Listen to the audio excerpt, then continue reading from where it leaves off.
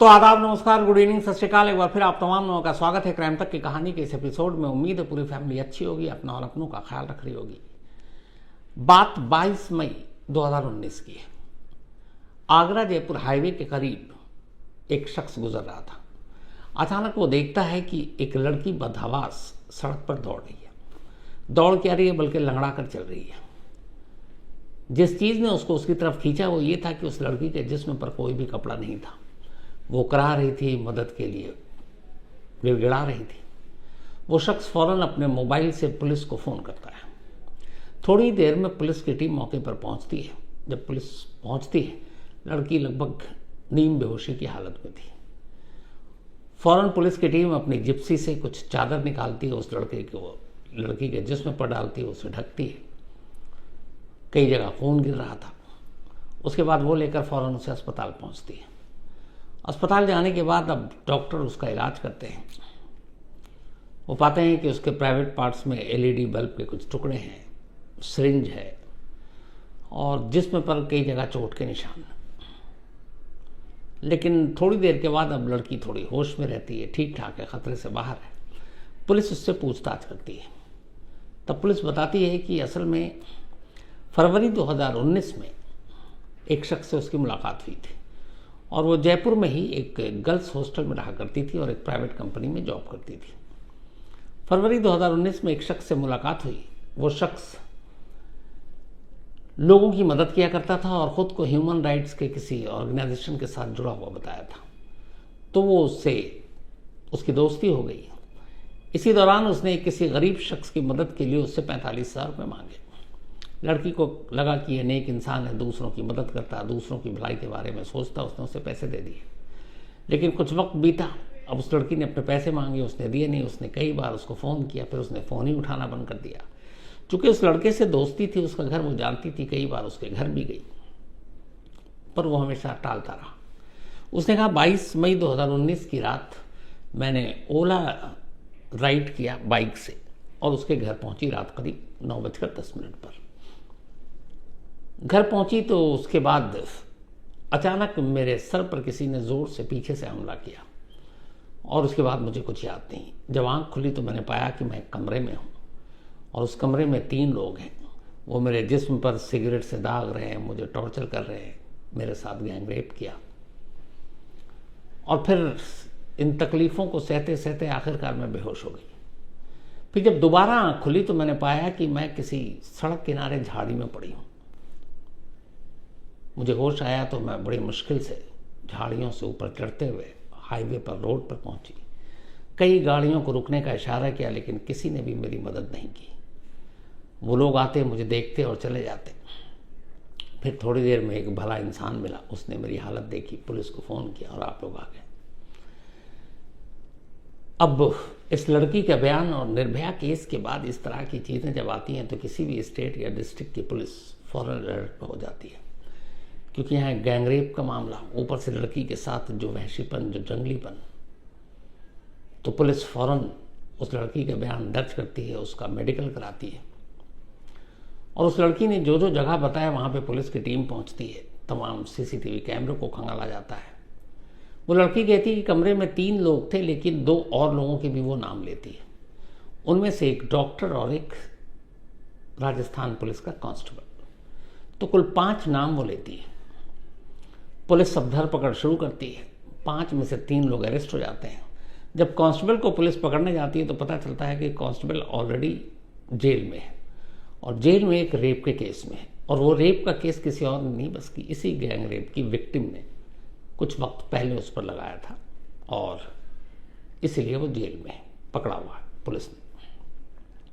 अब पुलिस बाकी 3 लोगों से पूछताछ कर रही है। तीनों कह रहे हैं कि साहब हमें बेकसूर फंसाया जा रहा है।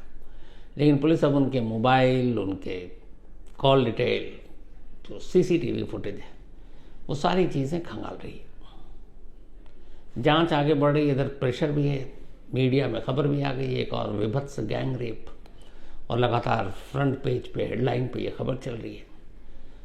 तो अब आगरा पुलिस के लिए भी बड़ी दिक्कत कि इस केस को जल्द से जल्द सुलझाया जाए। उधर लड़की धीरे धीरे ठीक होती है, हॉस्पिटल से बाहर आ जाती है। अब पुलिस उसके बयान के आधार पर पकड़े गए आरोपियों से लगातार पूछताछ कर रही है, लेकिन पुलिस को कोई क्लू नहीं मिल रहा है। फिर पुलिस सोचती है कि आखिर इसमें एक डॉक्टर, इसमें एक पुलिस वाला, एक ह्यूमन राइट्स का एक्टिविस्ट और 2 और लोग, मतलब सारे अलग अलग फील्ड के लोग हैं, और ये सारे एक जगह क्यों जमा हुए? क्यों उन्होंने इस लड़की का गैंगरेप किया, लेकिन वो एक गैंगरेप की विक्टिम। तो पुलिस अपनी तफ्तीश आगे बढ़ा रही है, सारे सीसीटीवी फुटेज खंगाल डाले। उससे जो राइडर था, जो उसने बुक किया था एक मोबाइल ऐप से, उसके ड्राइवर को ही बुलाया, उससे भी पूछताछ की। फिर इस लड़की ने बताया कि मैं उससे 1 रात पहले भी उसके घर गई थी पैसे लेने के लिए, तब मैंने कैब बुक किया था। उस कैब के ड्राइवर से भी पूछताछ हुई। उन दोनों ने कहा कि हाँ, उस लड़की को वो लेकर आए थे। तो सारी बातचीत, पूछताछ, सीसीटीवी कैमरे, मोबाइल डिटेल, सब पुलिस ने खंगाल डाले। इन सभी चीज़ों को खंगालने के बाद इसी बीच में मेडिकल रिपोर्ट भी आ गई अब लड़की की। मेडिकल रिपोर्ट जब पुलिस ने देखा तो पुलिस हैरान रह गई। डॉक्टरों के हिसाब से इस मेडिकल रिपोर्ट में उस लड़की के ऊपर एक भी ऐसा घाव या जख्म नहीं था जो जानलेवा साबित होता। वो सारे मामूली घाव थे, लेकिन ये भी फैक्ट था कि सिरिंज के निशान थे प्राइवेट पार्ट्स पर, एलईडी बल्ब के कुछ टुकड़े धंसे हुए थे। अब ये कोई खुद से तो कर नहीं सकता, लेकिन जिस तरीके से उस लड़की का बयान, गैंगरेप की कहानी और ये मेडिकल रिपोर्ट, पुलिस को बड़ा अजीब लग रहा था। अब पुलिस दोबारा से नए सिरे से इस केस की जांच करती है। तब तक जो मोबाइल के सर्विलांस थे और सीसीटीवी फुटेज की सारी तस्वीरें थी, उन सबको अलग अलग पुलिस की टीमें इकट्ठा कर रही, क्योंकि इस केस को सुलझाने के लिए एक साथ कई पुलिस की टीम को लगाया गया था। अब जब सब कुछ एक साथ जांच शुरू हुई और धीरे धीरे करके उसकी रिपोर्ट आई, 5 में से 3 आरोपी पकड़े गए थे, एक चौथा जेल में था, एक 5वां कहीं और था, वो घर पे भी नहीं था और किसी काम के सिलसिले में गया हुआ था। तो अब उनसे पुलिस ने पूरी पूछताछ की। इसके बाद जब टेक्निकल एविडेंस सामने आए तो एक ऐसी कहानी सामने आई कि खुद पुलिस दंग थी, हैरान थी। वो इसलिए कि पुलिस ने अपनी जिंदगी में, अपनी पुलिसिंग में ऐसा केस ही नहीं देखा था। सबसे पहले पुलिस ने उस लड़की के मोबाइल डिटेल को खंगाला। अच्छा, उस लड़की का मोबाइल भी गायब था। उसने कहा कि जब मैं गई उसके बाद मेरा मोबाइल मेरे पास था नहीं। तो जब मोबाइल डिटेल को खंगाला तो पता चला कि वो मोबाइल असल में उस रात से पहले शाम से ही उसकी अपनी एक सिस्टर के पास था, रियल सिस्टर के पास। इसके बाद जब दोबारा उस बुलाया गया, ओला के जो राइडर है जिसने बाइक पर छोड़ा था 22 मई की रात 9:10 पर, तब उसने कहा कि हाँ, उसने उससे शुरू में भी उसने ये बयान दिया था। उसने कहा कि मैंने घर से उठाया था मैडम को उनके गर्ल्स हॉस्टल से, और मैंने इसी जगह लाकर उतारा जो घर, जो ह्यूमन राइट एक्टिविस्ट का घर था जिससे 45,000 रुपये लेने थे। तो उसने बोला बिल्कुल मैंने यहीं उतारा था। लेकिन जब उसको दोबारा बुलाया गया और पूछा गया कि अच्छा इसके अलावा कुछ ख़ास चीज़ हुई, तो उसने कहा हाँ, हुआ ये कि जब मैं चली, मतलब वो मैडम, तो फिर रास्ते में उन्होंने कई बार इधर उधर घुमाया और कहा कि मैं शायद एड्रेस भूल रही हूँ। और फिर मैं भी थोड़ा गुस्सा में होने लगा कि मैडम सही एड्रेस बता दो, कहाँ कहाँ भटकूँगा, पेट्रोल खर्च हो रहा है। तो फिर उन्होंने कहा कि अच्छा ठीक है, तुम मुझे यहीं पे उतार दो। तो उस घर से पहले ही उतर गई और वहाँ पे थोड़ा सा सन्नाटा है। अब पुलिस को ये बात बड़ी अजीब लगी, क्योंकि उससे 1 रोज़ पहले वो कैब करके गई थी उस घर में। उसने खुद अपना स्टेटमेंट दिया था कि हमारी अच्छी दोस्ती थी, मैं कई बार घर गई थी। तो कई बार जो जिसके घर जाए उस घर का एड्रेस कैसे भूल सकता है, यहाँ पहला डाउट हुआ। दूसरा, उसने कहा कि मेरा मोबाइल गायब है, तो फिर मोबाइल कहाँ? मोबाइल घर पे था, बहन के पास। जब बहन से पूछताछ हुई तो पता चला कि वो अपने मेरी बहन का एक फ्रेंड आया था और उसने कहा कि ये मोबाइल दीदी ने भेजा है, स्विच ऑफ है, इसको ऑन मत करना, रखे रहना। तो वो स्विच ऑफ बहन के घर पे मोबाइल शाम को ही पहुंच गया। अब ये 2 चीज़ें आई। तीसरी, जब सीसीटीवी कैमरे को खंगाला गया तो उसमें एक बड़ी अजीब चीज़ दिखाई दी। उसमें अजीब चीज़ ये दिखाई दी कि उस रात 9:10 पर जब ये उतरी थी, उसके करीब 20 मिनट के बाद उस ह्यूमन राइट एक्टिविस्ट के घर के इर्द गिर्द और भी कई सीसीटीवी कैमरे थे। उसमें एक अजीब चेहरा नजर आता है। सीसीटीवी कैमरे में पुलिस को जो तस्वीर दिखाई दी वो बड़ी अजीब थी। वो तस्वीर ये थी कि ह्यूमन राइट एक्टिविस्ट के घर के इर्द गिर्द और उसके आसपास लगे कुछ कैमरों में रात करीब 9:40 के आसपास एक साया घूम रहा है। वो साया इसलिए कह रहा हूं कि वह है एक लड़की, लेकिन उसके जिस्म पर उसने अपने पॉलिथीन लपेट रखा है। जब सीसीटीवी कैमरे के कुछ इमेजेस को जूम करके देखा गया तो ये देखा कि उस लड़की के मुंह में सफ़ेद रंग का कुछ है और उसके ऊपर टेप लगा हुआ है, और वो लड़की अपने पैरों से यूं घूम रही है, टहल रही है। मतलब ऐसे देख के तो कई बार लगे कहीं भूत प्रेत तो नहीं है, लेकिन अब कानून में तो माना नहीं जाता है। तो वो लड़की कई कैमरों में कैद हुई कि अपने पूरे जिस्म में उसने प्लास्टिक लपेट रखा है, मुंह में कपड़ा जैसी कोई चीज़ है सफ़ेद, और टेप लगा रखा है, डॉक्टर टेप। अब पुलिस को ये समझ में नहीं आया, लेकिन जब गौर से देखा गया तो पता चला कि ये वही लड़की है। अब इस तरह से घूमने का क्या मतलब? इसके बाद जब पुलिस ने फिर उसके जो बयान थे कि वो पहुंची, सर के पीछे मारा, फिर मेरी आंख खुली, फिर रात 11:30 मैंने यहाँ पाया, फिर मैं कहाँ। अब उन टाइम को जब जोड़ा गया और देखा गया और लोकेशन के हिसाब से सीसीटीवी कैमरे से, तो एक सीसीटीवी कैमरे में वो लड़की जब इंसिडेंट का वक्त बता रही है, असल में वो अपने गर्ल्स हॉस्टल में उस वक्त।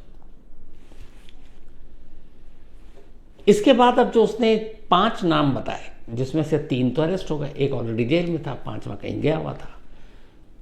तो जब एक का जेल है तो जेल का ही लोकेशन आएगा। जो बाकी 3 आरोपी थे जिनको पकड़ा गया था, अब उनके लोकेशन 22 मई 2019 की रात 9:10 से लेकर 12 बजे तक के जब देखे उनके मोबाइल के हिसाब से, तीनों का लोकेशन अलग अलग, तीनों उसी आगरा और जयपुर के बीच में अपने अपने घरों में थे।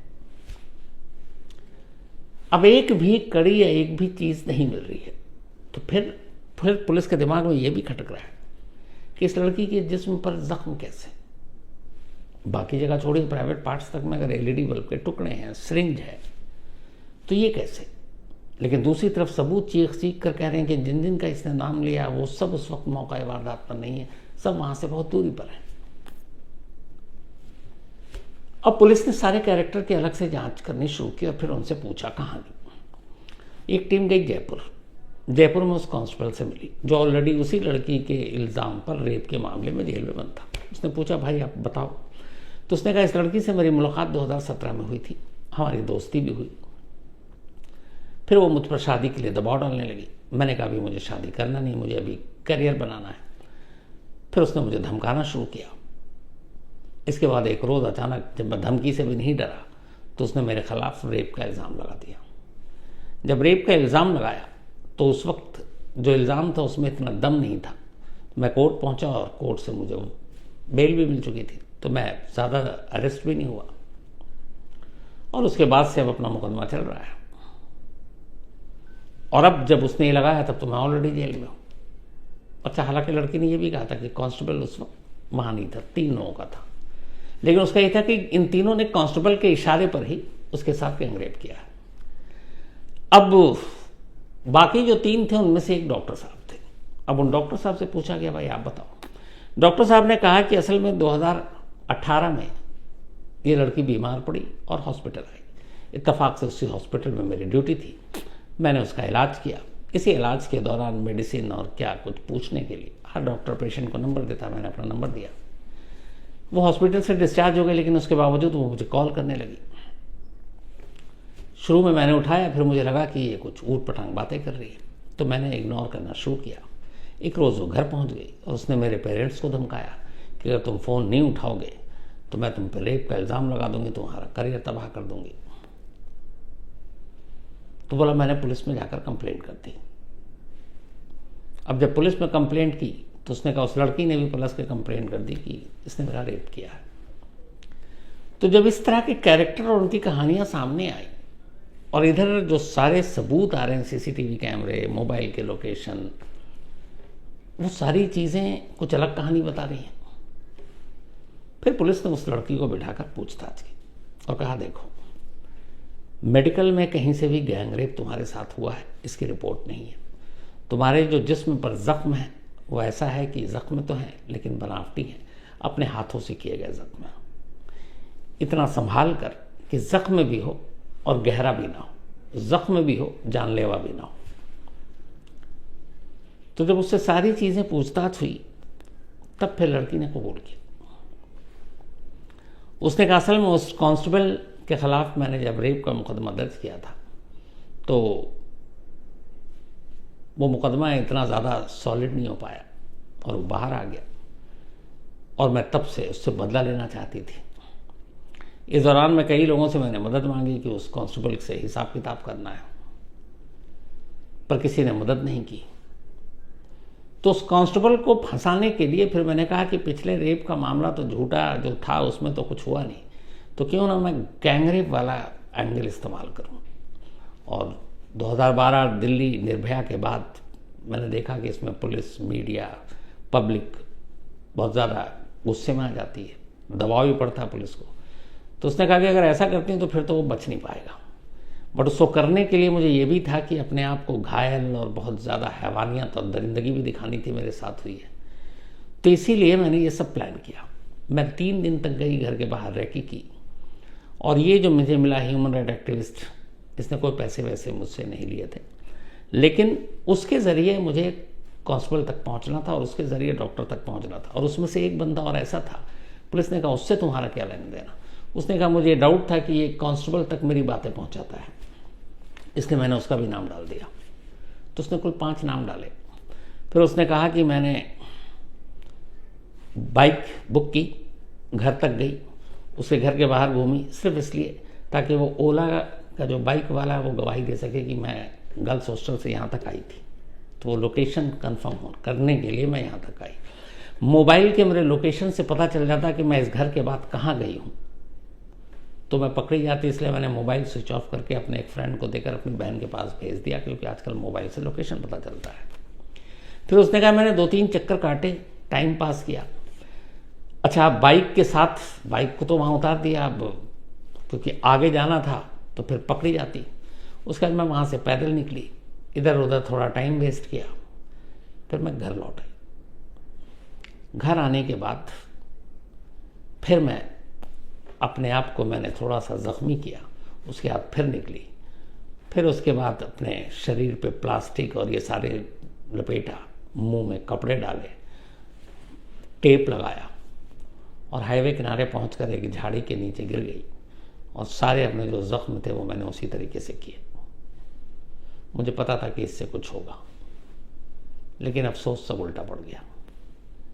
अपनी इस जांच रिपोर्ट को पुलिस ने कोर्ट में पेश किया। कोर्ट ने एक एक कर सबको बरी कर दिया, जमानत देकर के आ गया और जांच कर लो ताकि कोई कोताही न रह जाए। उधर जो जयपुर में कांस्टेबल एक साथ रेप और गैंगरेप के इल्ज़ाम में अंदर था, उसे भी जमानत मिल गई और कहा गया कि फाइनल क्लोजर रिपोर्ट पुलिस दाखिल करे। बाद में जयपुर पुलिस ने, बल्कि आगरा पुलिस ने क्लोजर रिपोर्ट दाखिल की। 5 के 5 जो गैंगरेप के आरोपी थे वो सब बरी हुए, उनके ऊपर झूठे इल्ज़ाम थे। बट अफसोस की बात यह है कि इस लड़की का ज़्यादा कुछ नहीं हुआ, ये आज भी आज़ाद है। इस देश में ऐसे बहुत सारे केस होते हैं, इसमें कोई शक नहीं, रेप और गैंगरेप हमारे देश में बहुत है।